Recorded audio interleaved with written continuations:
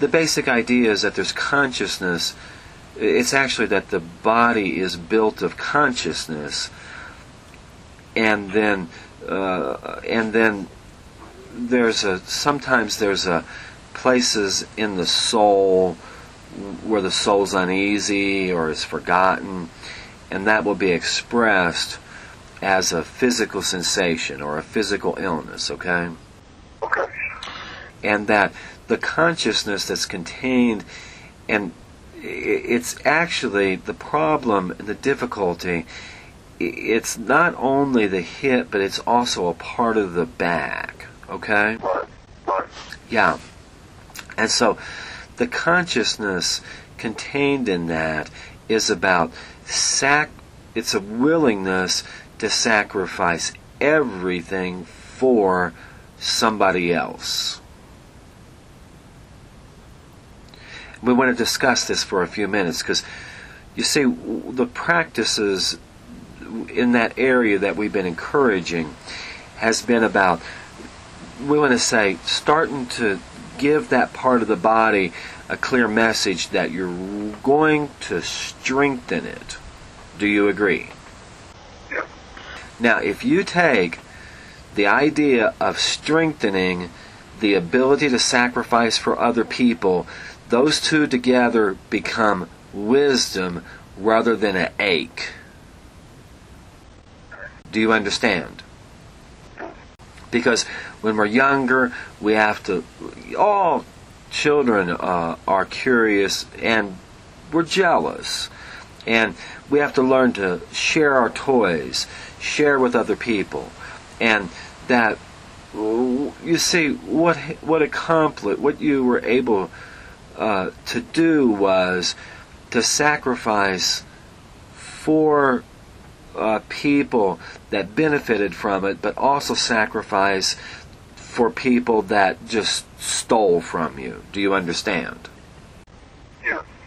And so this is a time of significant change in your life where you're learning how to store up deeper energies from the earth and the stars and this area, to where what it'll do is allow you to make a more clear decision what you want to offer and what you don't want to give.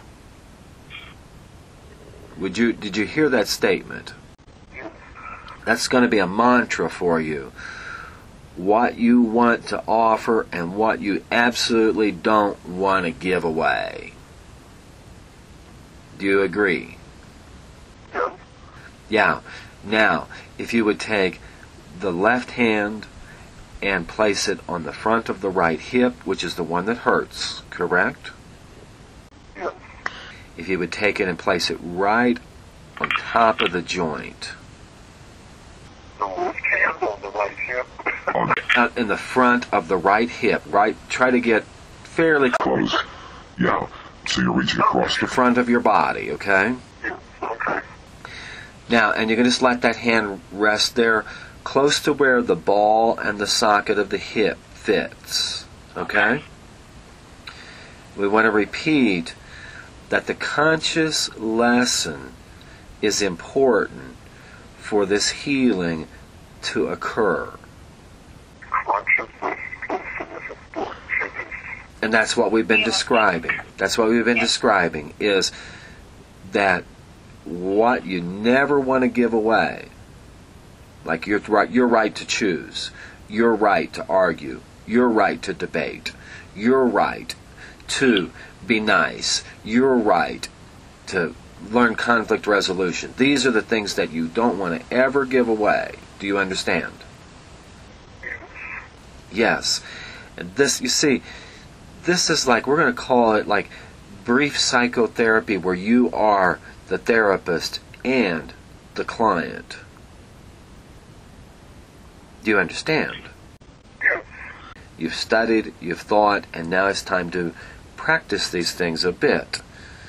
Now, that left hand resting on the hip, do you feel any energy moving from it into that hip area yet? Yeah. Now, what we want to explain to you. You see, not only do we heal, we emphasize that we teach. Now, we're going to try a little experiment. If you would take that left hand and let's say place it close to your heart. Okay.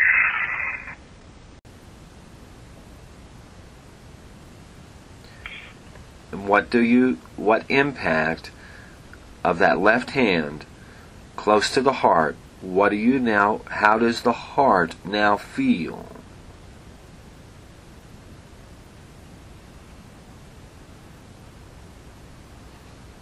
Better, right?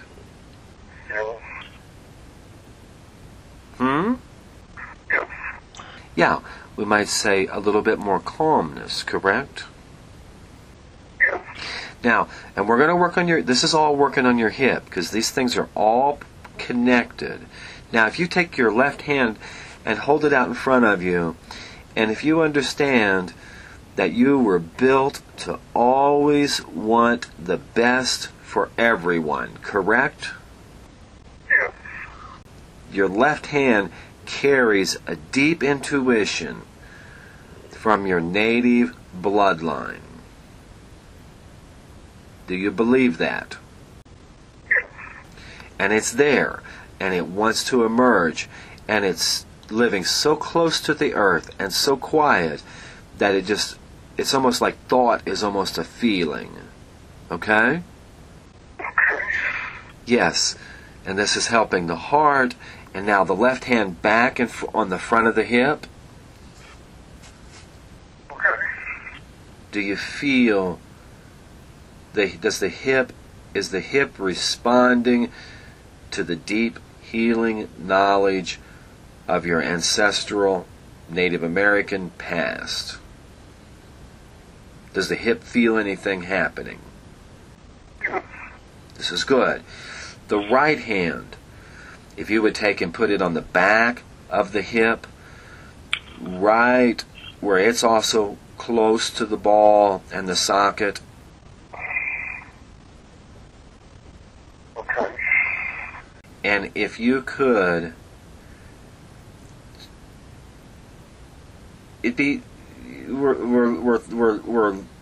let us confer for just a moment with ourselves.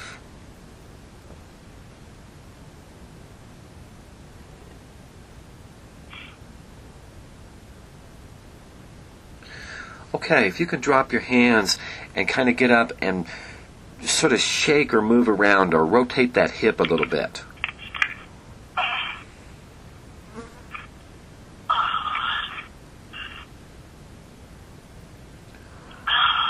Okay, now if you can place both hands in those positions again, the left in the front, the right in the back, and we're going to work a little bit more.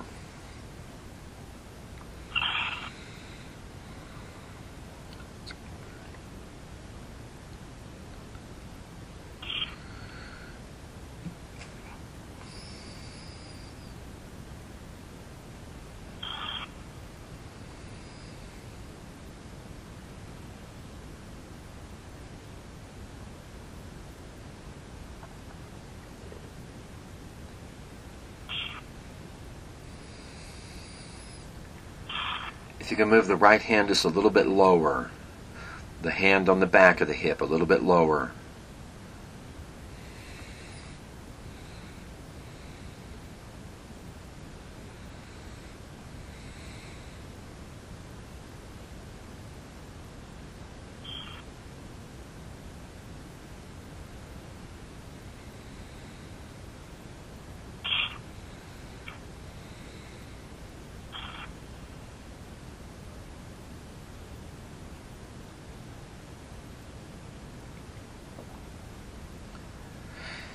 Now, if you could just stroll around the room for just a moment. It's still going to hurt. What we've been doing a lot is working with the muscle memories and reshifting those. And just so if you can stroll around for a moment,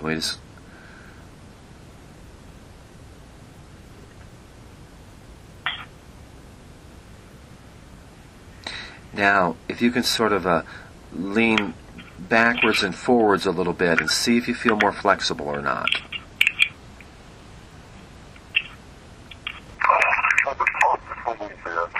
What did you say? I felt it just a little Good, bit good. That's right. That's what we've been trying to readjust the way that the leg fits into the hip.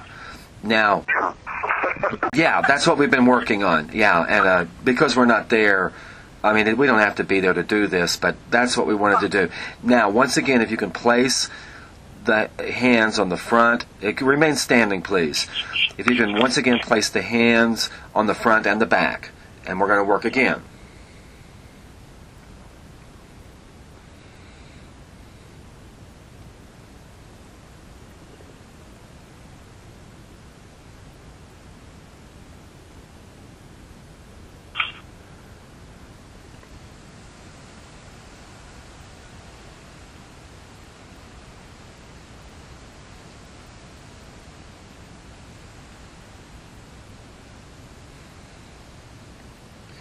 And now the hand that's on the back, the right hand, if you can move it more to the side, where it's on the side of the hip, but again, right at the level of the hip joint. We're actually working on the low back at this moment.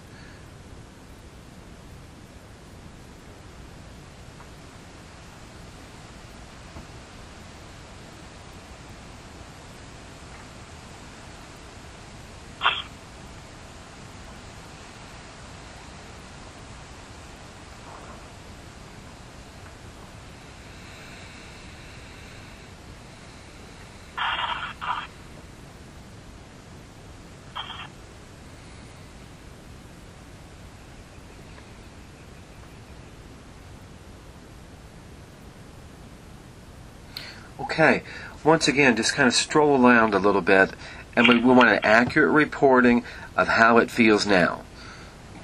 It feels better. I don't think it's completely in, but I think that I take care of it. That's good, that's good. Now, this is what you might need to write down. See, and again, the reason we began with this explanation that it may be a matter of months rather than instant healing is because there's a movement in your consciousness that also has to shift, that to remind yourself you're reviewing your life, you're making up not to give away what you really need, and how to better relax and be yourself. Do you agree? Yes. And any movement, any change that you feel in the consciousness is significant. Correct? Now, how does the hip feel now? Feels better. And that, quite frankly, that's all we are, or anyone would be allowed to do at this time.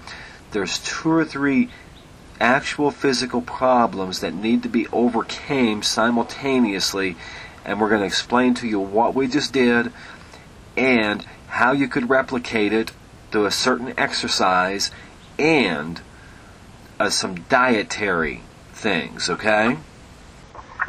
Now, you see, what we've been readjusting is the way the hip bone fits in its socket.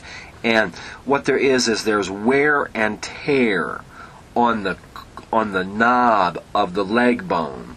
And the leg bone is used to setting in one location, and we just shifted it, correct? Yeah. Now we want to teach you a side leg lift routine that you can use to put it back in place, to strengthen it. It'll help the muscles. And so, because if you remember, you landed right on the corner of the hip bone.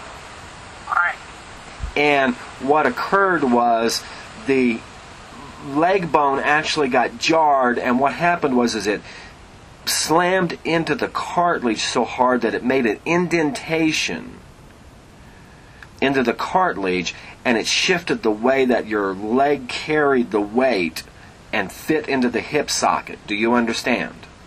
We don't even know if some of the other professions would be able to understand. They may diagnose it as a leg length. Well, I've been on that.